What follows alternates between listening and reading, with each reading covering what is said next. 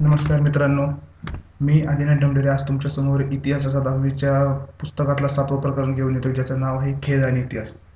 तर खेळांबद्दल तुम्हाला असं वेगळं सांगायची काही गरज नाहीच आहे, कारण तुम्ही सगळे खेळ खेळता, तुम्हाला सगळं माहीत आहे. पण तरी आज आपण खेळाचे वेगवेगळे जे पैलू असतात, ते समजून घेण्याचा प्रयत्न करणार आहोत.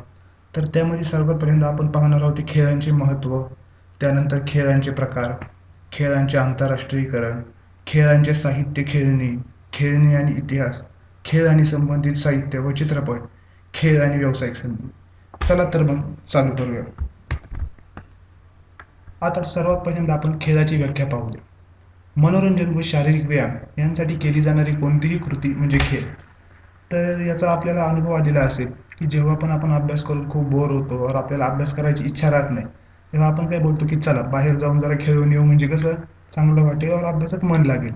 तर आपण खेळाचा वापर हा मनोरंजनासाठी करतो. आणि दुसरी गोष्ट म्हणजे शारीरिक व्यायाम. आपण जर खूप वेळ घरीच बसून राहिलो, काही कामं केली नाही, तर आई पण बोलते आपल्याला की बाळा बाहेर जा आणि थोडा खेळून ये, म्हणजे तुझा व्यायाम पण होईल.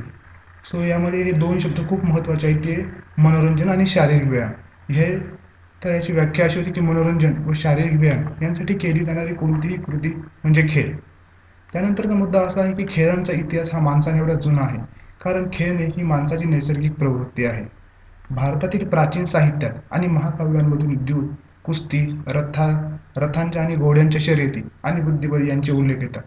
आपण महाभारत, रामायण यांसारख्या विविध गोष्टींमध्ये सुद्धा पाहिलं असेल की या प्रकारच्या खेळांचा उल्लेख आलेला आहे. आपण महाभारतामध्ये द्यूत पाहिलं, कुस्ती पाहिली. सो तेवढे हे खेळ तेवढे जुने आहेत आणि तेव्हापासून आपल्याला या खेळांची परंपरा आहे. आता इथे तुम्हाला जो झेंडा दिसतोय बाजूला, तर तो झेंडा कशाचा आहे कुणाला माहीत आहे का? नसेल माहीत तर मीच सांगतो. हा झेंडा आहे ऑलिम्पिकचा. तर ऑलिम्पिक काय आहे? खेळ आणि ग्रीक लोक यांचे नाते प्राचीन काळापासूनचे होते. खेळांना नियमित व सुसंघटित स्वरूप ग्रीकांनी दिले. धावणे, थाळीफेक, रथ व घोड्यांच्या शर्यती, कुस्ती, मुष्टियुद्ध इत्यादींचे सामने त्यांनी सुरू केले. आणि तेव्हापासूनच मग ऑलिम्पिकला सुरुवात झाली. प्राचीन ऑलिम्पिक ही खेळाची स्पर्धा ऑलिम्पिया या ग्रीक शहरात घेतली जात असे, म्हणूनच त्याला ऑलिम्पिक असं नाव पडले. या स्पर्धेत भाग घेणे व विजय मिळवणे मानाचे समजले जाते. अजूनही ऑलिम्पिक हा सर्वात मोठी स्पर्धा, ही सगळ्यात मोठी स्पर्धा चालू असते. 2020ची ऑलिम्पिक ही टोकियोमध्ये होणार होती, पण आत्ता एवढे कोरोना सगळं झाल्यामुळे ती 2021मध्ये ढकलली गेलेली आहे. सो तुम्ही याबद्दल अजून माहिती मिळवू शकता की याचं या सगळ्याची कसं घेतलं जातात, कसं खेळवली जाते स्पर्धा, याची अजून माहिती तुम्ही इंटरनेटद्वारे मिळवू शकता. पुढचा मुद्दा इथं असा आहे की खेळांचे महत्त्व म्हणून. तर जीवनातील व्यथा आणि चिंता विसरायला लावण्याचे सामर्थ्य खेळांमध्ये आहे. दुसरा मुद्दा असा की ज्या खेळात भरपूर श्रम किंवा शारीरिक हालचाली कराव्या लागतात, त्या खेळांमुळे खेळाडूंचा व्यायाम होतो. खेळाडूंमध्ये मनोधैर्य, चिकाटी, खेळाडूपणा इत्यादी गुणांची वाढ होते. सांघिक खेळ खेळल्यामुळे आपापसात सहकार्य, संघभावना वाढीस लागते आणि नेतृत्व गुणांचा विकास होतो. तर आपण जेव्हा पण काही चिंतेत असतो और काही असलो तरी आपण जरा खेळायला गेलो, थोडं मित्रांमध्ये खेळलो की आपल्याला एकदम चिंतामुक्त होतो आपण आणि एकदम फ्रेश होतो. तर म्हणूनच इथं सगळ्यात पहिला मुद्दा असा आहे की जीवनातील व्यथा आणि चिंता विसरायला लावण्याचे सामर्थ्य खेळांमध्ये आहे. आता हे खेळ खेळल्यामुळे शारीरिक कष्ट आपले होतात, शारीरिक हालचाली होतात, त्यामुळे आपला व्यायामसुद्धा होतो. खेळांमुळे मनोधैर्य, चिकाटी, खिलाडूपणा इत्यादी गुणांची वाढ होते. हे सर्व गुण आपण जेव्हा खेळ खेळतो त्यावेळेस त्यांची नक्कीच त्यामुळे आपले हे गुण डेव्हलप व्हायला मदत होते. सांघिक खेळ खेळल्यामुळे आपापसात सहकार्य, संघभावना वाढीस लागते. आता IPL चालू आहे, तुम्ही मॅचेस पाहत असाल तर एक नवीन ट्रेंड आलेला आहे, तो सगळ्यांना माहीत असेल की कुणी पण एक बाउंड्रीवर लांब सिक्स मारायला गेलं की एक प्लेयर जातो, तो उडी मारून कॅच घेतो आणि स्वतः बाउंड्रीच्या बाहेर असला की तो बॉल आतमध्ये फेकतो आणि दुसरा प्लेयर कॅच घेतो. तर हे सगळं कशामुळे होते की आपापसात सहकार्य, त्यांची संघभावना वाढीस लागली, त्यांचं तेवढं कॉर्डिनेशन झालेलं असतं, त्यामुळेच त्यांना हे संघ जमतं. आणि हे सगळं होतं ते फक्त आणि फक्त खेळांमुळे. तर आता आपण पुढचा पार्ट बघूया. तर पुढच्या यात आपण पाहणार आहोत ते खेळांचे प्रकार. तसं बेसिकली खेळांचे दोन प्रकार असतात, एक बैठी खेळ आणि दुसरे मैदानी खेळ. बैठी खेळ म्हणजे जे एका जागेवर बसून खेळायचे असतात त्यांना बैठी खेळ म्हणतात. उदाहरणार्थ बुद्धिबळ, पत्ते, सोंगट्या, कॅरम, काचकवड्या हे खेळ कोठेही बसून खेळता येतात, म्हणून यांना बैठी खेळ म्हणतात. तर मैदानी खेळ म्हणजे जे खेळ मैदानांमध्ये जाऊन खेळले जातात, अशा खेळांना मैदानी खेळ म्हणतात. तर देशी खेळांमध्ये लंगडी, कबड्डी, आट्यापिट्या, खो खो इत्यादी खेळांचा समावेश होतो. खाली चित्र दिलेली आहे, तर यावरून तुम्ही सांगू शकता की कोणते खेळ मैदानी आहेत आणि कोणते खेळ बैठी आहेत. तर सगळ्यात पहिल्या चित्रात दाखवले आहे की बुद्धिबळ. तर बुद्धिबळ हा एका जागेवर बसून आपण घरात सुद्धा खेळू शकतो, म्हणून याला बैठे खेळ म्हणतात. तर दुसऱ्या चित्रात कबड्डी दाखवलेली आहे. कबड्डी आपल्याला खेळण्यासाठी मैदानात जावे लागते, म्हणून याला मैदानी खेळ म्हणतात. पुढचं आहे की विदेशी मैदानी खेळात बॅडमिंटन, टेबल टेनिस तसेच hockey, cricket, football, golf, polo इत्यादी खेळांचा समावेश असतो. शारीरिक कौशल्यावर आधारित खेळांमध्ये गोळाफेक, थाळीफेक, लांब उडी, उंच उडी, पाण्यातील खेळांमध्ये पोहण्याच्या शर्यती, वॉटर पोलो, नौकानयन तसेच शारीरिक कसरतींच्या खेळांमध्ये मल्लखांब, दोरीवरचा मल्लखांब, जिम्नॅस्टिक इत्यादींचा समावेश होतो. साहसी खेळ. तर साहसी खेळ कोणते आहेत? स्केटिंग, स्कीइंग म्हणजेच घसरण्याच्या शर्यती, आईस हॉकी हे सगळे साहसी खेळांमध्ये गणले जातात. पुढचं जे आपल्या चित्र दाखवले आहे हे तुम्हाला माहीत आहे का? बऱ्याच जणांना जे माहीत असेल तर हे आहे मल्लखांब. तर याबद्दल आपण आता थोडं पाहणार आहोत. श्रीमती मनीषा बाटे यांनी केलेल्या संशोधनानुसार कुस्तीसाठी पूरक असा मल्लखांब व त्यातील काही पकडी यांची निर्मिती उत्तर पेशवाईतील मल्लविद्या गुरु बालमभट्ट देवधर यांची आहे. बालमभट्ट दादांना हा व्यायाम प्रकार वानरांच्या झाडांवरील क्रीडा पाहून स्फुरला असेही त्यांनी नमूद केले आहे.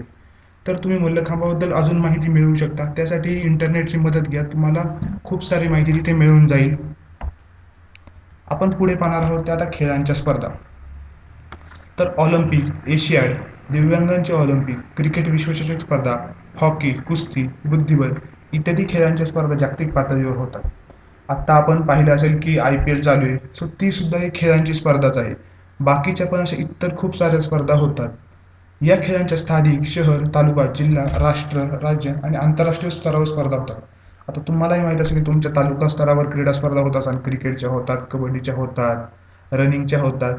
तर ह्या सगळ्या स्पर्धा खेळांच्या होतात. तर नंतर मग तुम्ही तिथून जिंकले की ते जिल्हास्तरावर जातात, राज्यस्तरावर जातात. सो ह्या स्पर्धा अशा होत राहतात. राष्ट्रीय आंतरराष्ट्रीय स्पर्धा गाजवणाऱ्या खेळाडूंस त्या क्षेत्रात उत्तम करिअर करता येते. तर आता इथे तुम्हाला खाली 2 चित्र दिलेली आहे. यामध्ये आहे सगळ्यात पहिलं आहे ते सचिन तेंडुलकर आणि दुसरे आहेत ते खाशाबा जाधव. तर आपल्याला इथं असं करायचं आहे की पालक आणि इंटरनेटच्या मदतीने कुस्तीगीर खाशाबा जाधव, मारुती माने, भारतरत्न सचिन तेंडुलकर यांच्या जीवनाविषयी माहिती मिळवायची. तर क्रिकेट हा बऱ्यापैकी फेमस असल्यामुळे सचिन तेंडुलकरबद्दल तर थोडीफार माहिती असेल, तरी अजून माहिती मिळवायचा सगळ्यांनी प्रयत्न करा आणि कुस्तीगीर खाशाबा जाधव यांबद्दल सुद्धा माहिती मिळवण्याचा प्रयत्न करा. पुढचं जो तुम्हाला जे चित्र दाखवलं आहे त्यात आहे ते मेजर ध्यानचंद. तर मेजर ध्यानचंद हे भारतीय हॉकीचे खेळाडू आणि संघनायक होते. त्यांच्या नेतृत्वाखाली 1936 साली भारतीय हॉकी संघाने बर्लिन व ऑलिम्पिकमध्ये सुवर्णपदक जिंकले. यापूर्वी 1928 आणि 1932 मध्येही भारतीय हॉकी संघाने सुवर्णपदक जिंकले होते. तेव्हा ध्यानचंद हे भारतीय संघाकडून खेळले होते. 19 ऑगस्ट हा त्यांचा जन्मदिवस राष्ट्रीय क्रीडा दिवस म्हणून पाळला जातो. त्यांना हॉकीचे जादूगार असेही म्हणतात. 1956 मध्ये त्यांच्या हॉकीतील कामगिरीबद्दल त्यांना पद्मभूषण या सन्मानाने विभूषित करण्यात आले होते. पुढचं आहे की खेळांचे आंतरराष्ट्रीयकरण. तर 21व्या शतकात खेळांचे आंतरराष्ट्रीयकरण झाले आहे. क्रिकेट, फुटबॉल, लॉन टेनिस इत्यादी सामन्यांचे थेट प्रक्षेपण दूरदर्शन व अन्य वाहिन्यांवरून जगभरात एकाच वेळी केले जाते. आत्ताची IPL ही दुबईला चालू आहे, तरी पण आपण घरी बसल्या ती पाहू शकतो. तर हे सगळं झाले ते खेळांचे आंतरराष्ट्रीयकरण झाल्यामुळे. ऑलिम्पिक ही दरवर्षी दुसऱ्या देशात होती, पण तरीही आपण ती घरी पाहू शकतो. हे सगळं खेळांच्या आंतरराष्ट्रीयकरणाचेच परिणाम आहेत. ज्या देशात त्या खेळाचा काहीही सहभाग नाही, असे प्रेक्षक सुद्धा त्या खेळाचा आनंद घेत असतात. हौशी खेळाडू शिकण्यासाठी सामने बघतात, प्रेक्षक मनोरंजनासाठी सामने बघतात, तर कंपन्या जाहिरातीची संधी म्हणून सामन्यांकडे पाहिले जातात. तर प्रत्येकाचा त्या सामन्यांकडे पाहण्याचा दृष्टिकोन वेगळा असतो, पण सगळेजण ते पाहतात आनंदाने एकदम. पुढचं आहे की खेळांचे साहित्य आणि खेळणी. लहान मुलांच्या करमणुकीसाठी आणि शिक्षणासाठी जी रंगबिरंगी विविध साधने व उपकरणे असतात त्यांना खेळणी म्हणतात. प्राचीन स्थळांच्या उत्खननामध्ये मातीपासून बनवलेली खेळणी सापडली आहेत. ही खेळणी हाताने किंवा साच्यातून तयार करीत असतात. तुम्ही आधीच्या इतिहासाच्या पुस्तकांमध्ये पाहिले असेल, जेवढे पण झाले होते आधी की मोहनजोदडो और ते हे सगळे असेल, तर यामध्ये तुम्हाला खेळण्यांचा उल्लेख जाणून आला असेल. तर ह्या सगळ्या खेळण्यांचा वापर खेळण्यासाठी केलेला असायचा. प्राचीन काळातील भारतीय साहित्यात बाहुल्यांचा उल्लेख आठवतो. शूद्रकाच्या एका नाटकाचे नाव मृच्छकटिक असे आहे. मृच्छकटिक म्हणजे मातीची गाडी. तर हे सगळं होतं खेळांचे साहित्य आणि खेळण्यांबद्दल. तर पुढे आपण पाहतोय की कथा सरित सागर या ग्रंथात अनेक मनोरंजन खेळ व खेळण्यांचे वर्णन आलेले आहे. त्यात उडणाऱ्या लाकडी बाहुल्यांचे वर्णन आहे. या बाहुल्या कळ दाबल्यावर उंच उडत, काही नाचत तर काही आवाज करत असे उल्लेख आहे. तर तुम्ही याच्या आंतरजालावर माहिती घेऊ शकता की कथा सरित सागर या ग्रंथात अजून काय काय आहे आणि जे पण काही असेल त्याचा अभ्यास करू शकता. पुढचा मुद्दा आहे की खेळणी आणि इतिहास. खेळण्यांमधून इतिहास आणि तंत्रज्ञानाची प्रगती यांवर प्रकाश पडतो. धार्मिक आणि सांस्कृतिक परंपरा समजतात. महाराष्ट्रात दिवाळीत किल्ले करण्याची मोठी परंपरा आहे. महाराष्ट्रातील किल्ल्यांच्या सहाय्याने घडलेल्या इतिहासाला उजाळा देण्याचाच हा एक प्रकार आहे. इटलीतील पॉम्पेय शहरात उत्खननात एक भारतीय हस्तिदंत बाहुली सापडली. ती पहिल्या शतकातील असावी असा इतिहासकारांचा अंदाज आहे. त्यावरून भारत आणि रोम यांच्यातील परस्पर संबंधाबद्दल अनुमान करता येते. अशा रीतीने उत्खननात मिळालेली खेळणी ही प्राचीन काळी विविध देशांमधील परस्परासंबंधावर प्रकाश टाकू शकतात. तर खेळांचा आणि इतिहासाचा असाच संबंध आहे. खेळण्या पुढचा मुद्दा आहे तो खेळ आणि संबंधित साहित्य व चित्रपट. खेळांशी संबंधित पुस्तके, कोश नव्याने तयार होत असतात. मराठी भाषेत नुकताच मल्लखांबाचा इतिहास प्रकाशित झाला. व्यायाम या विषयावर कोश आहे. खेळ या विषयाला वाहिलेले षटकार नावाचे नियतकालिकही पूर्वप्रसिद्ध आहे. तुम्ही आत्तासुद्धा पाहू शकता की जे पण रोज पेपर येतो, तरी त्या पेपरमध्ये एक शेवटचं पान सेपरेट खेळांसाठी ठेवलेले असते. सो हे सगळं खेळांची जेवढी प्रगती होते हे त्यावरच अवलंबून आहे. खेळ या विषयाला वाहून घेतलेल्या दूरदर्शन वाहिन्या आहेत. आत्ता आपण पाहतो की star sport 1, star sport 2, star sport 3 असे प्रत्येक 3-4 चॅनल एकाच वेळेस सगळे चालू असतात. हे सगळे चॅनल 24 तासही चालू असतात आणि प्रत्येक वेळेस त्यावर वेगवेगळे खेळ दाखवले जातात. तर ह्यांवरून तुम्ही खेळांची किती प्रगती झाली आहे याचा अंदाज लावू शकता. अलीकडच्या काळात खेळ आणि खेळाडूंचा जीवनपट यावर काही हिंदी व इंग्लिश चित्रपटांची निर्मिती झाली. उदा मेरी कोम आणि दंगल हे चित्रपट तुम्ही पाहिले असेल. आणि आत्ताच नुकताच गाजलेला म्हणजे MS धोनीवर आलेला चित्रपट, तो सुद्धा याचं एक उत्तम उदाहरण आहे. चित्रपट बनवताना चित्रपटाचा कालखंड, त्या काळातील भाषा, पेहराव, सामान्य जनजीवन या सगळ्यांचा सखोल अभ्यास करावा लागतो. पुढचा मुद्दा आहे तो खेळ आणि व्यावसायिक संधी. ऑलिम्पिक किंवा एशियाड सामने किंवा कोणत्याही स्वरूपाचे राष्ट्रीय व आंतरराष्ट्रीय स्पर्धांच्या संदर्भातील लेखन, समीक्षा करण्यासाठी इतिहासाच्या जाणकारांची मदत घ्यावी लागते. खेळांच्या स्पर्धा सुरू असताना त्याबद्दल समीक्षापूर्ण निवेदन करण्यासाठी तज्ज्ञांची आवश्यकता असते. त्या त्या तज्ज्ञांना खेळांबद्दल सर्व माहिती असते. त्यांना त्यांचा खेळांचा पूर्णपणे इतिहास माहीत असतो आणि ते जेव्हा ते सांगतात त्यावेळेस आपल्याला त्यामध्ये अजून इंटरेस्ट येतो. सो म्हणून ह्या सगळ्याची आवश्यकता असते. खेळाशी संबंधित असणाऱ्या वाहिन्या 24 तास सुरू असतात. मगाशी मी तुम्हाला सांगितले होते. आणि म्हणूनच या क्षेत्रात रोजगाराच्या अनेक संधी उपलब्ध झालेल्या आहेत. कारण त्या वाहिन्या एवढं करतात म्हणजे त्यासाठी त्यांना कामगारांची गरज लागतेच आणि म्हणूनच यासाठी रोजगारांच्या अनेक संधी उपलब्ध झालेल्या आहेत. त्यासाठी त्यांना कॅमेरामॅन लागतात, खूप साऱ्या गोष्टी लागतात. तर म्हणूनच रोजगाराच्या अनेक संधी उपलब्ध होतात. खेळाच्या स्पर्धांमध्ये पंचांची आवश्यकता असते. प्रत्येक जो खेळ खेळला जातो त्यामध्ये पंच असतात की जे पूर्ण खेळावर लक्ष ठेवतात आणि स्वतःचा निर्णय देत असतात. तर त्यासाठी ज्या पंचांची आवश्यकता असते ते पंचसुद्धा आपल्यामधूनच कोणीतरी असतं. त्यासाठी त्यांना परीक्षा असतात. त्या परीक्षा जर आपण पास केल्या तर आपणही त्या खेळांमध्ये पंच म्हणून कामगिरी करू शकतो. खेळाडूंसाठी शिष्यवृत्तीची व्यवस्था करण्यात आलेली आहे. सरकारी आणि खाजगी अशा खेळाडूंसाठी राखीव जागा ठेवण्यात आलेल्या आहेत. तर खेळाडूंना प्रोत्साहन देण्यासाठी सरकारने ही पावले उचललेली आहेत. खेळाडूंना स्वतःचा खेळ खेळता खेळता त्यांना सरकारी आणि खाजगी अशा ठिकाणी राखीव जागा ठेवण्यात आलेल्या आहे की जिथे ते काम करता करता पण खेळू शकतात.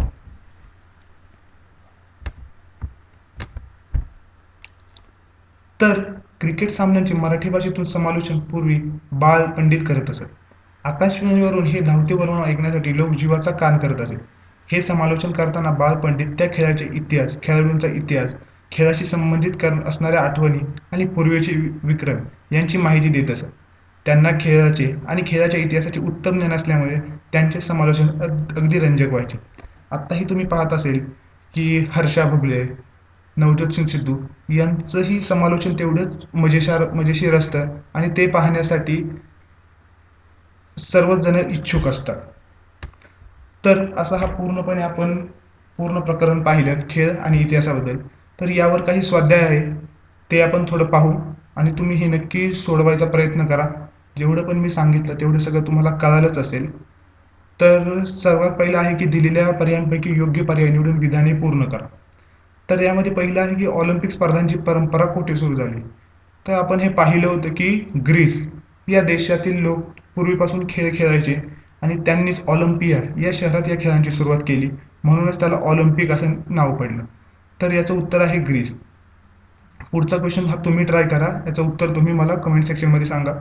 महाराष्ट्रात तयार होणाऱ्या लाकडी बाहुलीला काय म्हणत? हे तुमच्या पुस्तकामध्ये दिलेले आहे. हे तुम्ही नीट वाचा आणि जे पण उत्तर असेल ते कमेंट सेक्शनमध्ये नक्की सांगा. तर पुढचं आहे की पुढीलपैकी चुकीची जोडी ओळखून लिहा. तर इथं दाखवलं आहे की मल्लखांब शारीरिक कसरतीचे खेळ, वॉटर पोलो पाण्यातील खेळ अशा विविध जोड्या दिलेल्या आहेत. तर त्यामधली 3 जोड्या बरोबर आहेत आणि 1 जोडी चुकीची आहे. ती कोणती आहे ते सुद्धा तुम्ही ओळखून सांगा. पुढचा प्रश्न असा आहे की टिपा लिहा म्हणून. खेळ आणि उत्सव यावर टीप लिहायची आहे आणि दुसरं खेळ व चित्रपट यावर टीप लिहायची आहे. तर हे सुद्धा तुम्ही स्वतः ट्राय करू शकता. पुढचे आहे की विधाने कारण स्पष्ट करा. तर सध्याच्या काळात खेळाचे अर्थकारण बदललेले आहे. याचं काय कारण आहे हे तुम्हाला सांगायचं आहे. आणि पुढचं आहे की खेळांद्वारे इतिहासावर प्रकाश पडतो. तर हे मी तुम्हाला जसं मगाशी सांगितलं तसं तुम्ही इथे लिहू शकता. पुढील आहे की पुढील प्रश्नाची सविस्तर उत्तरे लिहा. भारतातील खेळाच्या साहित्याच्या इतिहासाविषयी माहिती लिहा. खेळ आणि इतिहास यांच्यातील परस्पर संबंध स्पष्ट करा. मैदानी खेळ व बैठी खेळ यांच्यातील फरक स्पष्ट करा. तर हे सगळे प्रश्न तुम्ही नक्की ट्राय करा. मी एवढं सगळं तुम्हाला सांगितलं त्यावर तुम्हाला नक्कीच कळालं असेल. जर काही कळालं नसेल तर तुम्ही पुस्तकातून परत एकदा वाचा. तुम्हाला नक्की सगळं समजेल. तर ह्या प्रकरणावर आलं तर आपल्याला एक उपक्रम दिलेला आहे. तो उपक्रम आपण पाहू आणि हा व्हिडिओ संपवू. तर सगळ्यात पहिलं आहे की तुमच्या आवडीच्या खेळाची व त्या खेळाशी संबंधित खेळाडूंची माहिती मिळवा. आता तुमच्या आवडीचे खेळ कोणतेही असतील तर त्याबद्दलचे जे खेळाडू असतील तर त्यांची आपल्याला माहिती मिळवायची आहे. ही माहिती तुम्हाला पेपरमधून किंवा इंटरनेटवरून मिळू शकते. तर प्रत्येकाने ही माहिती मिळवण्याचा नक्की ट्राय करा. पुढचा उपक्रम असा आहे की क्रीडापटूंवरील पुस्तके, माहितीपट, चित्रपट यातून खेळाडूंना त्या खेळासाठी किती कष्ट घ्यावे लागले यावर चर्चा करा. आता तुम्ही दंगल पिक्चर पाहिला असेल, मेरी कोम पिक्चर पाहिला असेल, तर तुम्हाला कळेल की त्या खेळाडूंना त्या खेळामध्ये एवढं उच्च स्थान गाठण्यासाठी किती कष्ट घ्यावे लागले असते. तर असे अजून तुम्ही बाकीचे पण खूप सारे चित्रपट आहेत ते सगळं नक्की पाहू शकता आणि यावर तुमच्या मित्रांमध्ये और शिक्षकांबरोबर चर्चा करा की एवढे कष्ट घेतल्यानंतर त्यांना एवढं मोठं यश मिळालं. तर अशा प्रकारे आपण हा पूर्णपणे प्रकरण संपवलेला आहे. तुम्हाला हा व्हिडिओ कसा वाटला हे नक्की सांगा. धन्यवाद.